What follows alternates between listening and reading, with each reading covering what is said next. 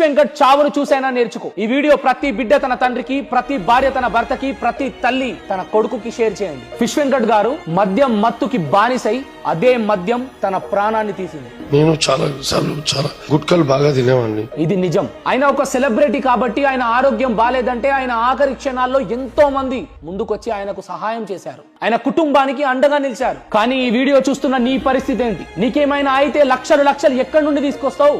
ఏమైతుందిలే అయ్యాక చూసుకుందాం అనుకుంటే చూసుకోవడానికి ఏం మిగలదు. నీ వల్ల నీ ఇంట్లో వాళ్ళపై అప్పులు, గోడపై నీ ఫోటో, దానిపై దండ తప్ప ఏం మిగలదు. ఇకనైనా మేలుకో. నీ ఇష్టాల కోసం నీ కుటుంబాన్ని కష్టాల్లో దొయ్యకు. బాధ్యత లేకుండా బానిసైన ఆ మనుషులకి ఈ వీడియోతో తమ బాధ్యతను గుర్తు చేద్దాం. ఒక్కసారి ఆలోచించు. ఇంట్లో ప్రశాంతంగా పడుకునే నువ్వు హాస్పిటల్లో బెడ్ పై పడుకొని నోట్లో పైపులు పెట్టి బయట భయపడుతూ నీ బిడ్డలు, బిల్లు కట్టడానికి సతమతమవుతూ నీ భార్య, ఎప్పుడు డాక్టర్ వచ్చి ఏం చెప్తాడో అన్న భయంతో నీ కుటుంబం.